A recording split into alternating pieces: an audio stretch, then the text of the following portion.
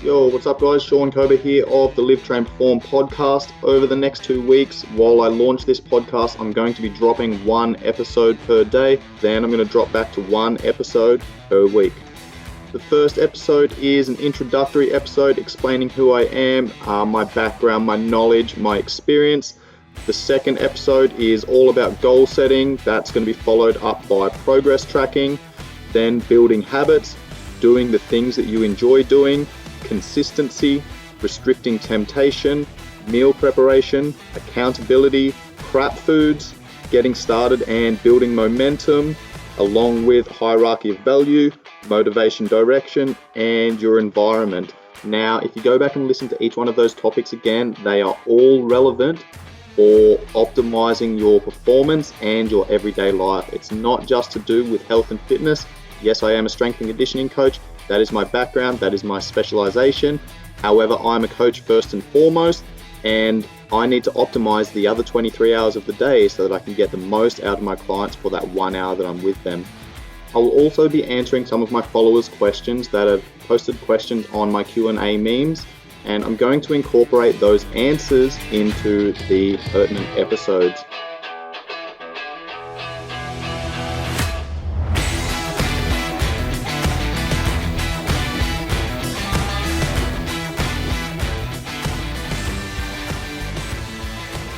Yo, what is up guys? Welcome to the Live, Train, Perform podcast. I'm your host, Sean Kober.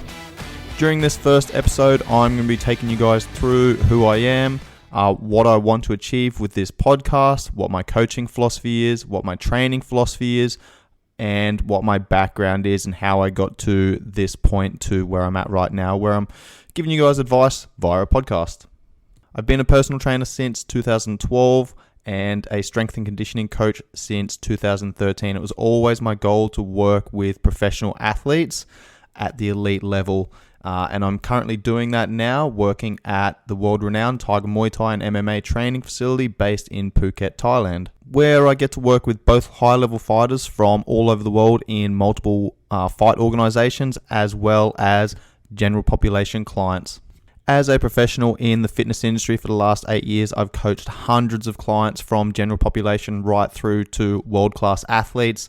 I've invested tens of thousands of dollars into my education, as well as investing hundreds, maybe even thousands of hours into my education through books and podcasts and online courses, and definitely thousands of hours of training myself, training my friends, training clients, training colleagues, and training my athletes. Prior to kicking off in the fitness industry in 2012, I was a soldier of the Australian Army for 6 years, where I completed 3 deployments. I went to Iraq, East Timor, and Afghanistan. I joined the Army as an infantry soldier and then specialized and became a sniper. So I did 6 years full-time in the Australian Army, and a lot of the lessons that I learned and standard operating procedures and just really all-around life lessons that I learned, I'm going to be sharing through this podcast. Prior to joining the Army in 2006, as a 20-year-old, I'd already been living out of home for 6 years. I came from a poor family. My stepdad was abusive. I was friends with people that weren't really serving me, that were taking me down the wrong path, and I quite soon realized that I needed to escape that, and I needed to go out and forge my own path. So I left home when I was 14. I've now been out of home for 20 years, so this podcast is all about bringing you the lessons that I've learned during that time. I've been training pretty consistently for about 20 years. When I was 14 years old, I was playing rugby and I joined the gym with a couple of mates. We got after it. So my focus was always improving my speed, power, strength, putting on a little bit of size when I was a young lad, so that I could compete better at rugby. Then I was in the Army for 6 years, so my focus was on preparation of myself, both mentally and physically, and other soldiers around me for the rigors of deployments, particularly through war-torn countries. And then I transitioned into becoming a personal trainer and strength and conditioning coach once I discharged from the Army. So I've been in and around the gym, weights, lifting, training for roughly 20 years. And this episode or this podcast is all about bringing you the lessons that I've learned over that time. I wish I had someone that had been in the game for 20 odd years that had actually pulled me aside and said, hey, look, mate, don't focus on these things. Focus on these things. This is where you're going to get the majority of your results. 80% of your results come from 20% of your effort. So make sure that you're focusing on the correct 20%. I'm a coach first and foremost, so it doesn't matter what situation or circumstances are going on in your life. It's my job as a coach to be able to help you through this regardless. Now, my coaching philosophy is that if I'm not affecting my clients outside of that 1 hour of training time, then I'm not doing my job. My coaching philosophy is really based around having a look at the big picture, taking an objective view and being able to see clearly all of the different elements that go on in life. It's not just about training. If someone has a shitty night's sleep, then I might need to adjust their training session. If someone's really stressed out through financial problems or relationship issues, then we're going to need to adjust the training session, okay? All this other stress and all this other stuff that goes on in your life plays a massive part on how well you can train and also your ability to recover. So I take a very holistic approach, which allows me to have a closer look at the 11 different systems of the body. Now, it's important to note here that the systems are integrated, not isolated. So if you drive or upregulate or downregulate one system, that's going to have an effect on the other systems. An example of this is if you're under a little bit of stress, and it doesn't have to be high amounts of stress, it might be low level stresses that add up over time. But if your body's under stress, that might affect your ability to then digest, assimilate, and absorb nutrients. So to break down the food that you're getting, which your digestive system essentially breaks down and provides us with the raw materials to support every other function. Now, if your digestive system's not doing its job, that's going to have an impact on the health of your neurotransmitters. That's going to impact your energy levels throughout the day. That's going to impact your sex drive, how you sleep, your ability to perform, your ability to recover, how your hair, skin, nails, etc. grow. It's going to affect the health of every single cell in your body. So we need to look at all of the systems as complementary and synergist rather than isolated systems. And that brings me to my training philosophy, which is essentially give the people a lot of what they need and a little bit of what they want. A lot of people don't really understand how training can benefit and impact the other 23 hours of their day. Okay, so I want to focus on the other 23 hours of the day so that when you come into the gym, then we can train hard and we can train smart so that we can actually impact the other 23 hours of the day. Okay, there's an inverse relationship. These things work together. As a strength and conditioning coach, I need to do just enough work to elicit the correct response, but not so much that I end up flooring someone. So my main man in the UFC, Peter Yan, I've been working with him for about 2 years. He's currently ranked number 4 in the UFC's bantamweight division. Before the closure of the gym due to coronavirus, I would train him Tuesday, Thursday mornings. In the afternoon, he'd go to his sparring and wrestling classes. Now, it was a good gauge for me that if he couldn't hold his hands up in that class and he was getting punched in the face by other high-level fighters or was getting taken down or was a little bit tired, then I hadn't done my job. I'd done way too much. Now, here's the thing. Coaches adjust the training session depending on the client and their circumstances, how they walk into the gym. I might have a plan, but as soon as he walks in and I can see that he's dragging his heels, his head's down, he's just not in the right mindset, then I know I need to adjust the session. Of course, there's going to be some times where I'm going to kick him up the ass and really push him hard, but then there's going to be other times where I'm going, hey man, how'd you sleep last night? You know, what did you eat this morning? How's the family? What's going on?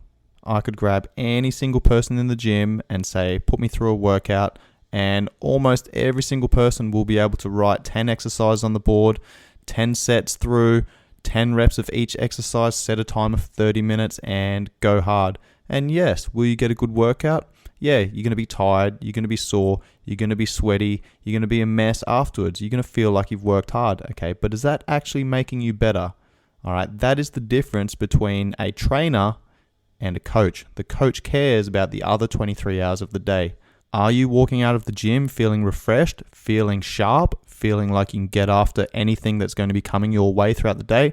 Or are you walking out of the gym feeling fucked, feeling tired, not feeling like doing anything and needing an extra 2 to 3 coffees to get through the rest of your day. That was always one of the most rewarding things that I would get running my own business and working with clients. People would come in after a hard day at work, they'd be stressed out, and I'd adjust their training session. We'd stick to a program, but we'd be fairly flexible with it. We'd start playing games, and we'd have a little bit of fun with the workout, and they would always walk out and be like, "Thank you so much. I feel so much better walking out than when I walked in."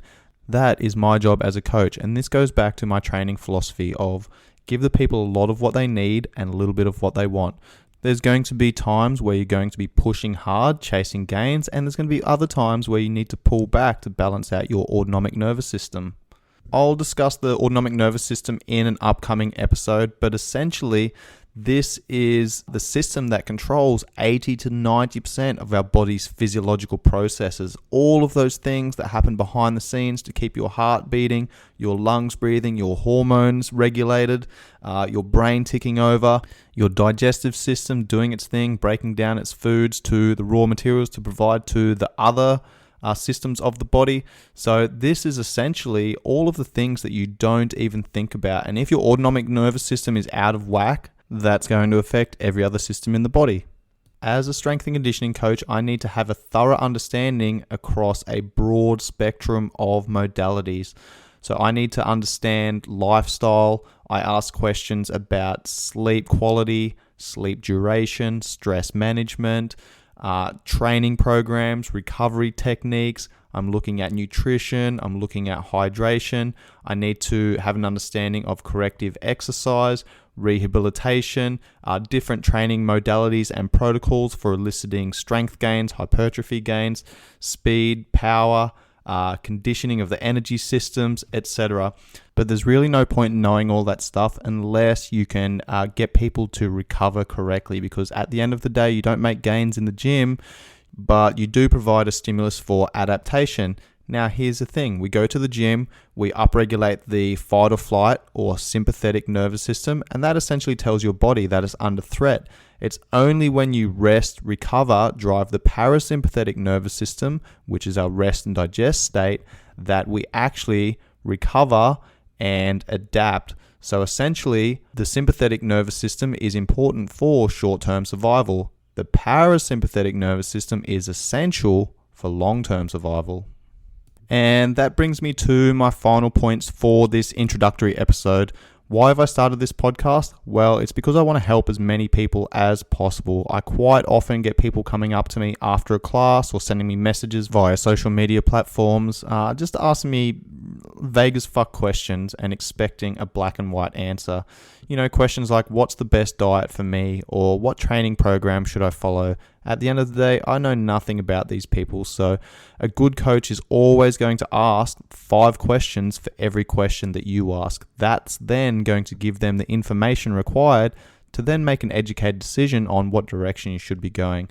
So the whole point of this is to redirect people to these episodes so they can go back and listen to them and have an understanding of where I'm coming from. There's so many things that come into play with every single individual. Every single person's different. We all have a different fingerprint. We all have different gut microbiome. We all have different processes and habits and things that are ingrained with us that I need to work with. My job as a coach is to work with people on the psychological component and the behavioral component of not just training, but all of those other things that they've got going on in their life.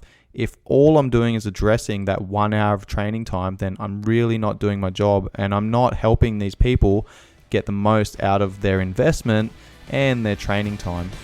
The only thing that I want out of this podcast is to help people cut through the bullshit. In the health and fitness industry, there's so many snake oil salesmen and magicians that promise everything for barely doing anything.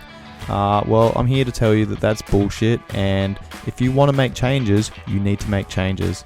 If you enjoy the message that I'm delivering, please help me spread the word and like, share, save, and subscribe to my social media platforms.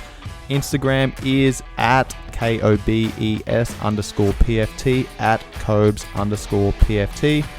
My Facebook is Sean Kober, and my business page is at Performance Functional Training. You'll also find Performance Functional Training on YouTube. Go and check that out, and please pass this on to your friends, family, anyone else who would benefit from hearing this message.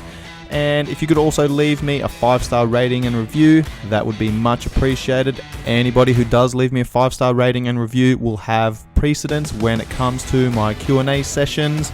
I'm going to be posting on my social media platforms in the coming weeks of questions and answers. You guys ask the questions, I will answer them on a podcast episode. That's it from me today, guys. Hopefully you enjoyed this episode, and I look forward to bringing you some awesome content moving forward. Peace.